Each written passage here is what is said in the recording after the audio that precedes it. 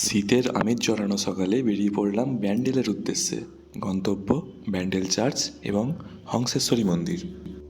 ব্যান্ডেল চার্চের পোশাকি নাম হলো দ্য বেসিলিকা অফ লি Rosary. Portuguese captain Pedro Tavares সম্রাট আকবরের কাছে চার্চ নির্মাণের অনুমতি গ্রহণ করে 1599 খ্রিস্টাব্দে হুগলি নদীর পাশে এই চার্চটি নির্মাণ করেন। এর প্রায় 400 বছর পর রোমের ভ্যাটিকান এই চার্চটিকে ব্যাসিলিকা সম্মান দিয়েছিলেন।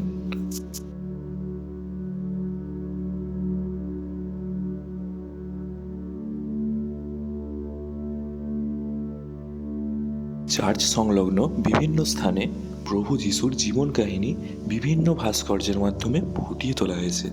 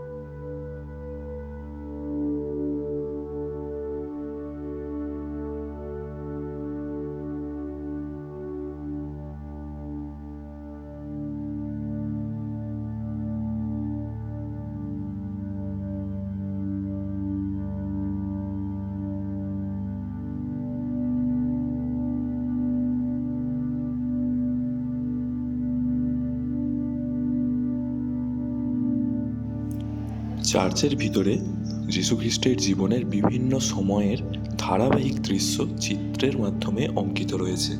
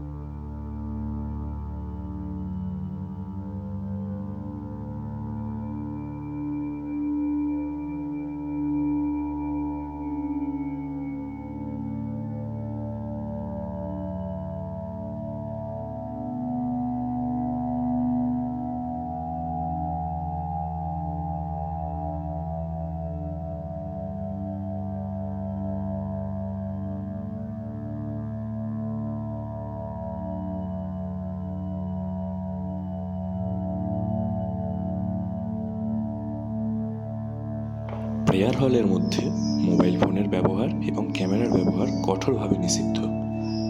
তাই আপনাদের দেখাতে না পারলেও উপাসনা গৃহের নৈসর্গিক শান্তি ও পবিত্রতা সম্পূর্ণভাবে অনুভব করলাম।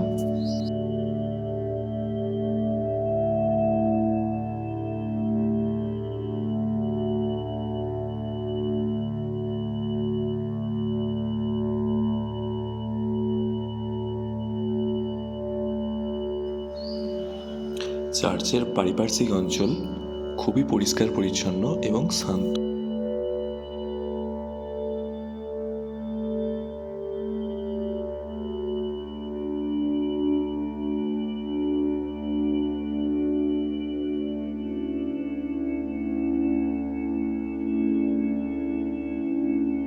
চার্চের ছাদে রয়েছে দ্য লেডি অফ হ্যাপি ওয়েলসের মূর্তি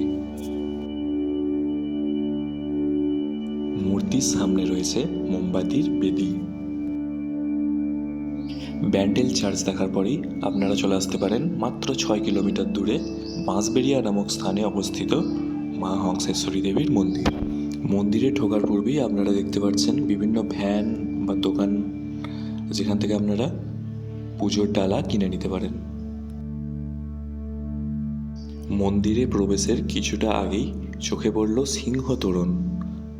সিংহতোরণ দিয়ে ভিতরে প্রবেশ করলে চোখে পড়বে রাজবাড়ি, যদিও প্রবেশ নিষিদ্ধ।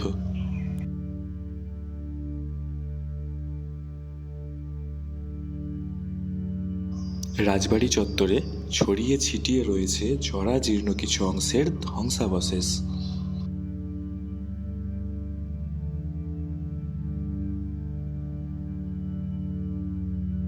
রাজবাড়ি চত্বরের একদম পাশেই রয়েছে মা হংসেশ্বরী দেবীর মন্দির এবং তার পাশেই অনন্ত বাসুদেব মন্দির।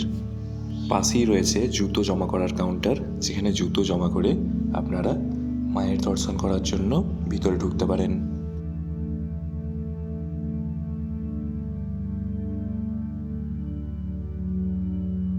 মন্দিরের প্রতিটি চূড়া যেন ঠিক পদ্মের কুঁড়ির মতো।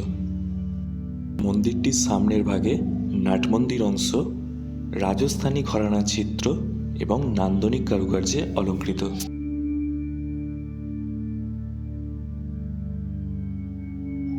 আপনারা যদি মন্দিরের প্রসাদ গ্রহণ করতে চান তাহলে অবশ্যই সকাল 10টার মধ্যে মন্দিরের আধিকারিকদের থেকে তথ্য নিয়ে নেবেন। মা হংসেশ্বরী দেবীর মন্দিরের ঠিক পাশেই রয়েছে অনন্ত বাসুদেব মন্দির। বাংলার টেরাকোটা শিল্পের শ্রেষ্ঠ নিদর্শনগুলির মধ্যে এটি অন্যতম। মন্দির এই সময় বন্ধ ছিল। কথিত আছে যে রাজা নৃসিংহদেব 1799 খ্রিস্টাব্দে এই হংসেশ্বরী দেবীর মন্দিরটির নির্মাণ কাজ শুরু করেন। তার মৃত্যুর পর রানী শঙ্করী 1814 খ্রিস্টাব্দে মন্দিরটির নির্মাণ কাজ সম্পন্ন করেন।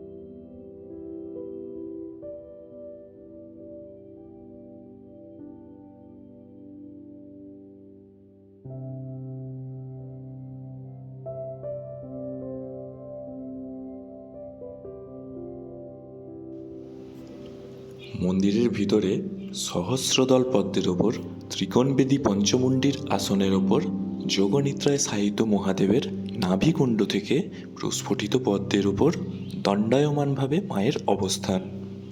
নীল বর্ণা মায়ের বিগ্রহ নিম কাঠ দ্বারা নির্মিত। আপনাদের কেমন লাগলো আমাদের এই ওয়ান ডে ব্যান্ডেল ট্যুর? ভিডিওটি ভালো লেগে থাকলে লাইক, কমেন্ট এবং বন্ধুদের সাথে শেয়ার করতে ভুলবেন না। আমরা আসছি আবার পরের ভিডিওতে।